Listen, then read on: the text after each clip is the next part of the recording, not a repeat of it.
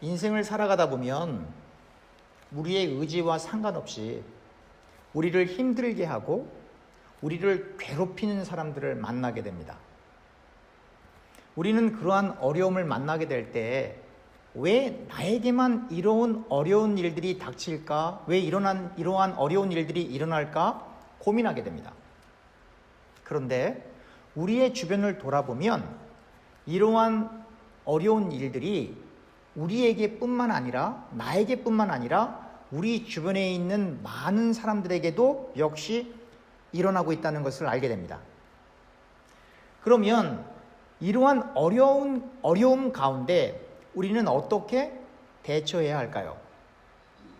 오늘의 본문 시편 31편에서도 다윗 역시 똑같은 어려움을 당하고 있는 것을 보게 됩니다.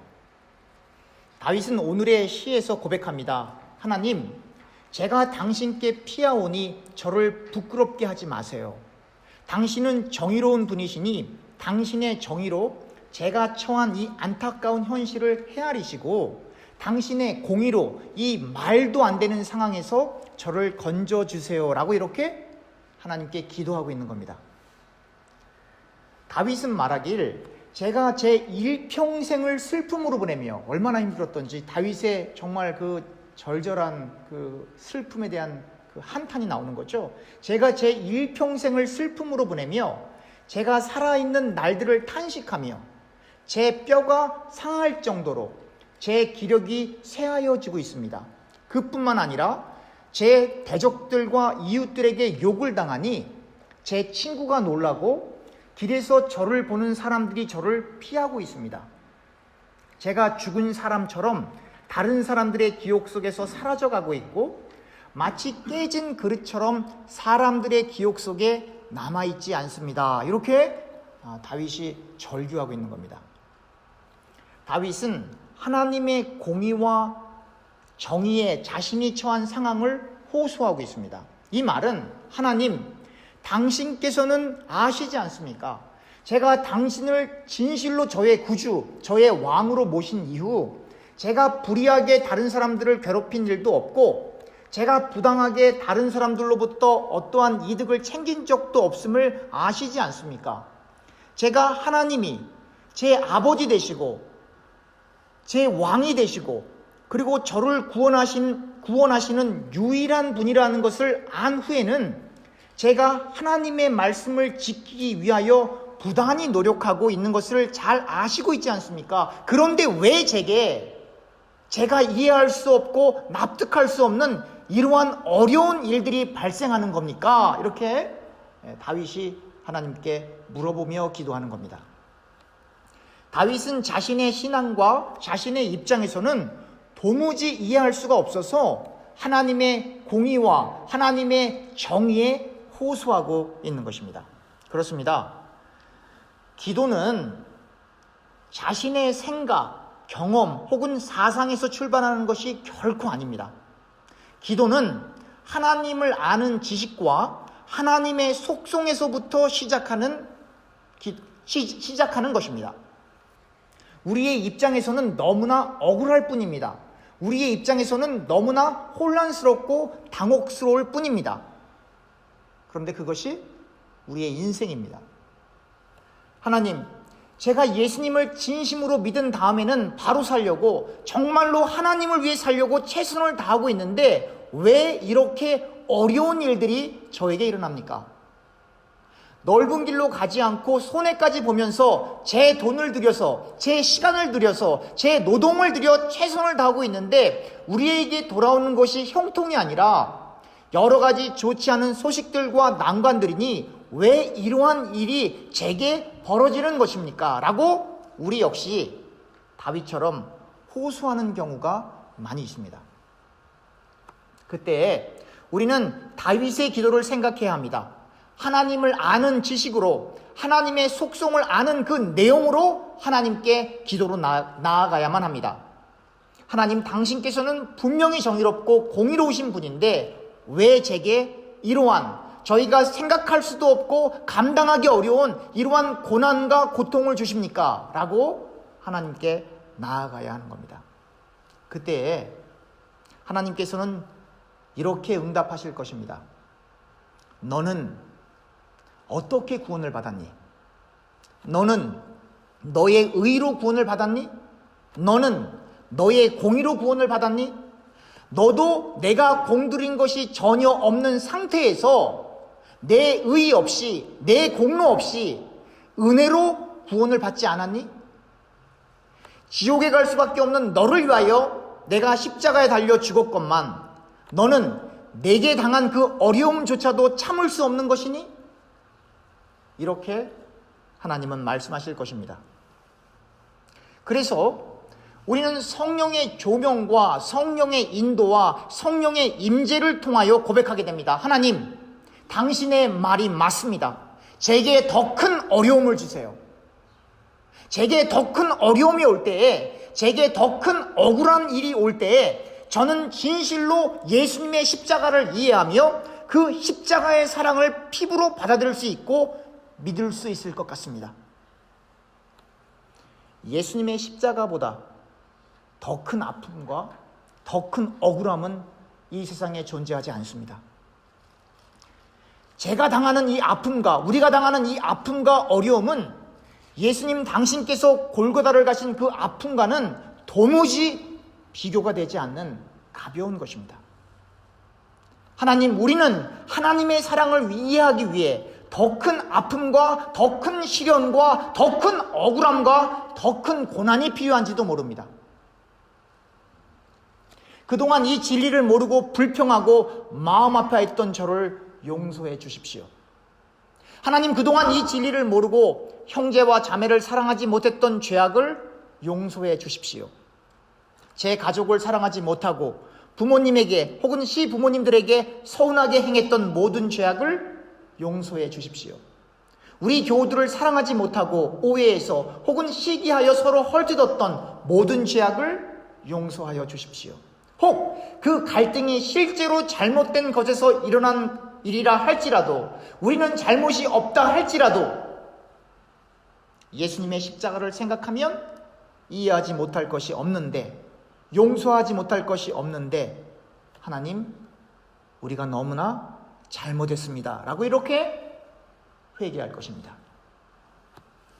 다윗은 이야기합니다. 하나님, 당신께서는 저의 반석이십니다.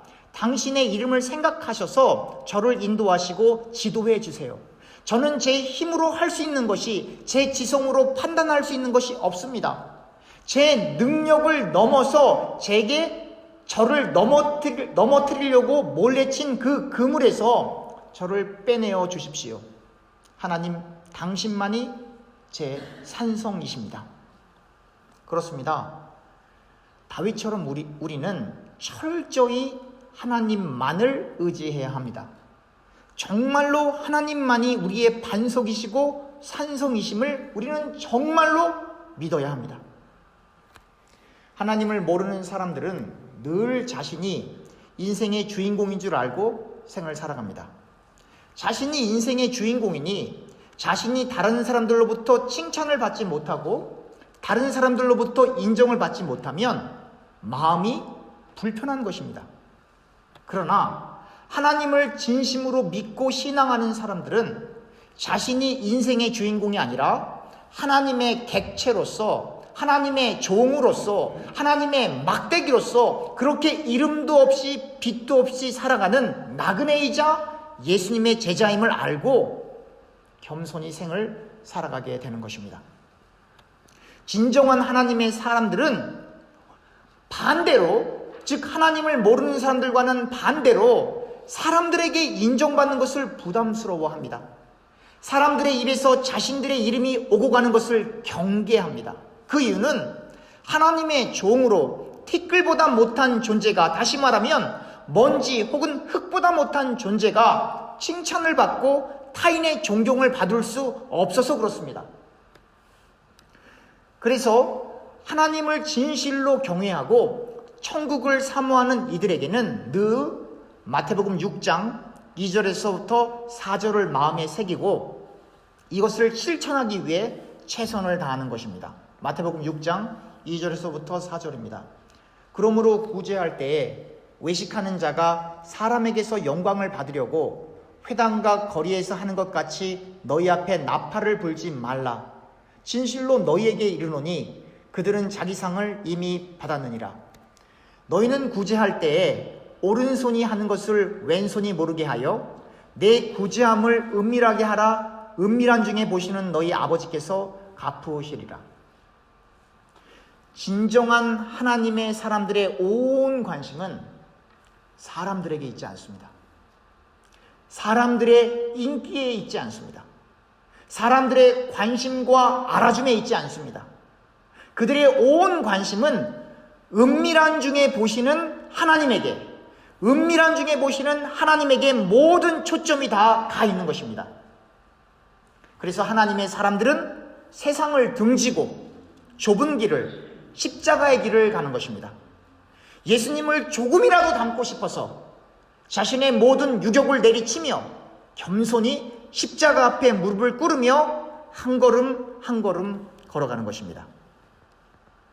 우리가 과거에 많이 불렀던 복음성 가사를 통해 얼마나 우리의 믿음의 선배들이, 믿음의 선조들이 십자가의 길을 가기 위해 발버둥 쳤는지 조금은 이해하게 됩니다.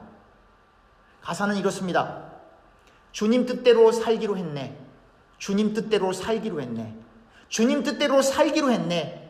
뒤돌아서지 않겠네. 이 세상 사람 날 몰라줘도, 이 세상 사람 날 몰라줘도, 이 세상 사람 날 몰라줘도 뒤돌아서지 않겠네. 세상 등지고 십자가 보내. 세상 등지고 십자가 보내. 세상 등지고 십자가 보내. 뒤돌아서지 않겠네. 하나님을 진실로 만난 사람, 예수님을 진심으로 만난 사람들의 공통된 고백입니다. 주님 뜻대로 살기로 했네. 믿음은 말로 하는 것이 아닙니다. 믿음의 열매는 반드시 행함으로 나타납니다. 말로 하는 것은 울리는 꽹과리에 불과합니다. 아무것도 아닌 허상입니다.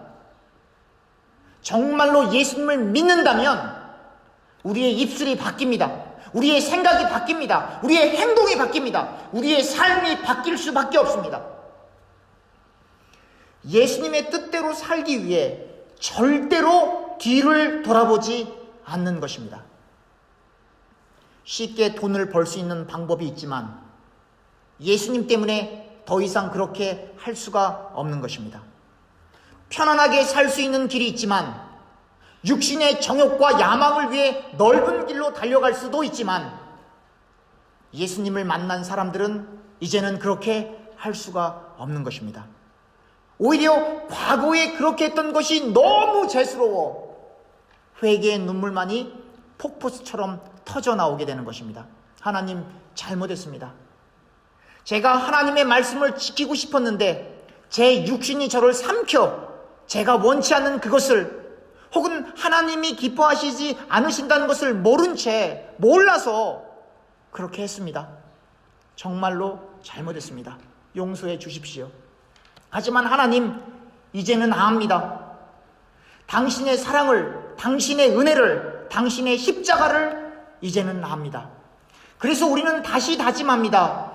이 세상 날 몰라주어도, 이 세상 사람들 날 알아주지 않고 무시하고 혹은 비방해도 이제는 괜찮습니다. 이제는 그 아픔과 비난이 제겐 너무나 감사한 일입니다. 그래야 저도 예수님을 믿는 가운데 최소한 예수님의 자국을 가질 수 있으니까요.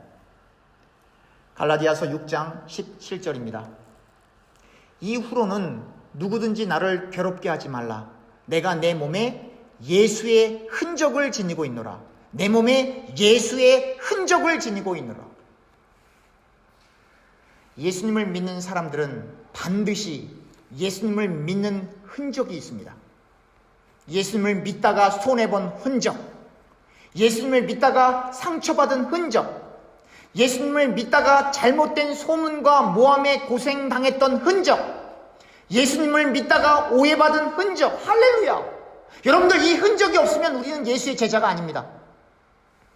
우리는 이러한 흔적들이 더 필요합니다. 여러분들과 제가 예수님을 믿는 그 이유 때문에 욕을 먹고 비방을 받고 모함을 당하면 할렐루야! 그리스도의 흔적이 우리 안에 있어서 하나님의 기쁨이 되는 것입니다.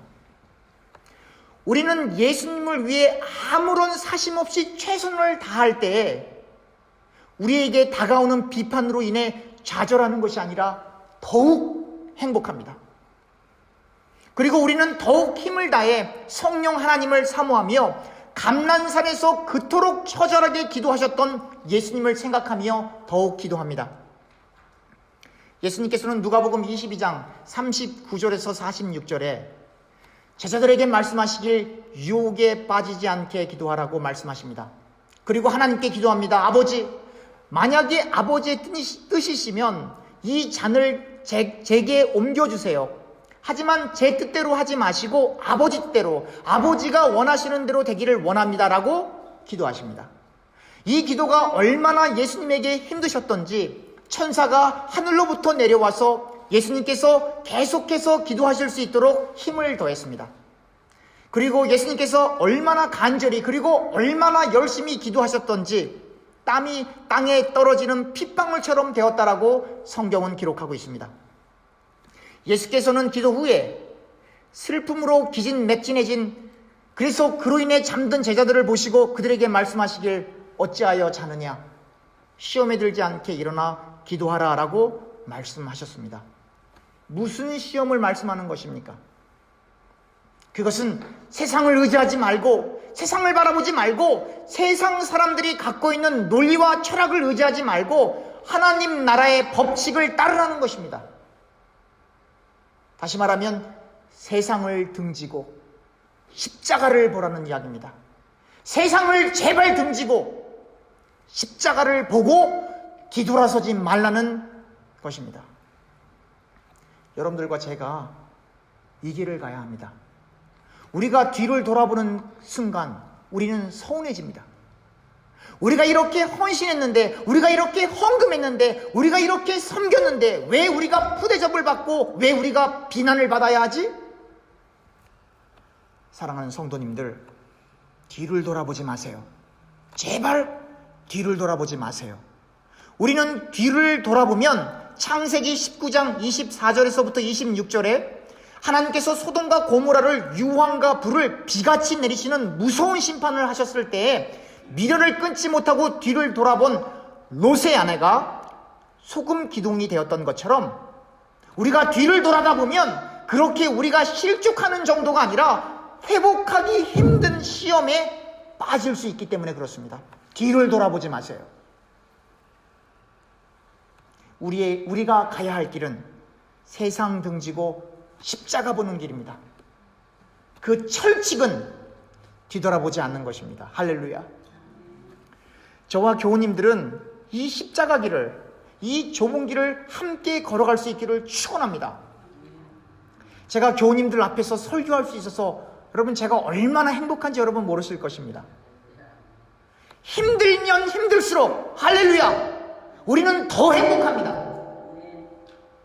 우리의 마음이 우리의 본향 천국을 향하여 조금의 흔들림도 없다면 저는 이보다 더 행복할 수는 없을 것 같습니다.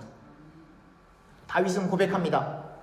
제가 제 영을 당신에게 의탁하였더니 진리의 하나님이신 당신께서 저를 구원하셨습니다. 제가 허탄한 우상을 숭배하고 그 우상을 숭배하는 사람들을 미워하고 하나님 당신만을 의지합니다. 또한 주의 얼굴을 제게 비추어 주시고 주의 사랑으로 저를 구원해 주세요. 하나님, 제가 당신을 불러싸우니 저들 원수들 앞에서 부끄럽게 하지 마시고 반대로 악인들을 부끄럽게 하셔서 죽음의 영역인 스올에서 잠잠케 해주세요. 그렇습니다. 저와 교우님들은 하나님의 말씀에 어긋나는 이 세상의 논리들과 세상의 생각들과 타협할 수 없습니다. 우상을 섬기고 하나님의 말씀을 무시하는 사람들과 함께 할 수 없습니다. 왜냐하면 우리는 예수님을 만난 이후 예수님 안에서, 예수님을 믿는 그 믿음 안에서, 하나님을 믿는 그 믿음 안에서 살기로 결심하고 다짐할 뿐만 아니라 뒤돌아보지 않기로 하나님 앞에서 결심했기 때문입니다. 우리는 우상을 섬기는 사람들의 행위는 미워하지만 그 사람들 그 자체를 미워해서는 안 됩니다. 왜냐하면 그들은 전도의 대상이기 때문에 그렇습니다. 우상을 섬기는 그 행위를 할 때에 그들을 다윗처럼 미워할 수는 있지만 그들은 하나님이 누구이신지 몰라서 그러는 겁니다. 하나님을 알면 절대로 그렇게 못합니다. 얼마나 불쌍한 사람들인지 알 수가 없습니다. 그들의 영혼을 놓고 우리는 기도해야 합니다. 그들이 예수님을 믿을 수 있도록 십자가의 복음을 받아들일 수 있도록 기도해야만 하는 것입니다. 다윗은 말합니다. 제가 당신의 인자하심을 기뻐하고 즐거워하는 것은 당신께서 제가 고난 중에 있을 때에 제 어려움과 환난을 아시고 무엇보다 그렇게 어려운 중에 있는 제 영혼의 상태를 아셨기 때문입니다. 하나님께서는 우리의 상태를, 우리의 상황을, 우리의 영혼을, 우리의 입장을, 우리의 정황을 그 누구보다도 우리들 자신보다도 더 잘 알고 계십니다. 우리의 고난, 우리의 환난, 우리의 억울함, 말도 안 되는 이러한 상황들, 그로 인해 우리가 힘들어하는 그 영혼의 상태를 그 누구보다도 잘 알고 계십니다. 그런데 많은 신자들이 전심으로 하나님께 기도하지 않습니다. 왜 하나님의 능력을 과소평가하는지 모르겠습니다. 우리 자신보다 우리를 더욱, 우리의 상황과 여건을 더욱 잘 아시는 하나님께 우리를 전폭적으로 맡기지 않는지 모르겠습니다.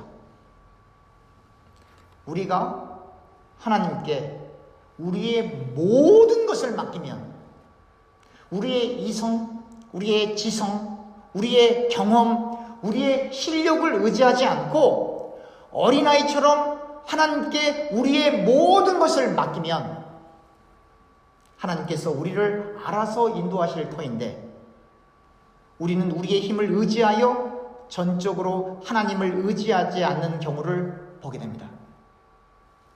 전폭적으로 하나님께 의지하였던 다윗은 고백합니다. 하나님, 진심으로 감사를 드립니다. 하나님, 당신께서는 제게 은혜를 베푸셔서 저가 심한 고통 가운데 있을 때에 저를 원수의 손에 넘기지 않으시고 저를 넓은 곳에 세우셨습니다. 우리가 다윗처럼 하나님을 만군의 주로 여겨 그분을 의지하면 하나님께서 우리를 선한 길로, 우리가 바라고 생각하는 것보다 더 좋은 길로 우리를 인도하십니다. 하나님의 인도하심이 때론 우리에게는 이해가 되지 않을 수도 있지만 하나님의 인도하시는 그 길이 가장 좋은 길입니다. 우리가 살아가는 이 땅만을 의식하지 말고 저 천국과 하나님의 신실하신 뜻과 섭리를 생각하면 모든 것이 이해가 가게 될 것입니다. 마지막으로 왜 신자들이 하나님을 믿는다고 하면서 하나님을 전폭적으로 의지하지 못하고 계속 인간적인 생각에서 하나님을 가늠하려 들려고 할까요? 그것은 다윗이 그의 시 속에서 그렇게 경계하였던 교만 때문입니다. 하나님을 의지할 수 없는, 하나님을 의지하기 원치 않는 그 교만이 그만 그들을 파멸로 이끌고 가는 것입니다. 베드로전서 5장 5절입니다. 젊은 자들아, 이와 같이 장로들에게 순종하고 다 서로 겸손으로 허리를 동이라. 하나님은 교만한 자를 대적하시되 겸손한 자들에게는 은혜를 주시니라. 사랑하는 교우님들, 하나님은 교만한 자를 대적하십니다.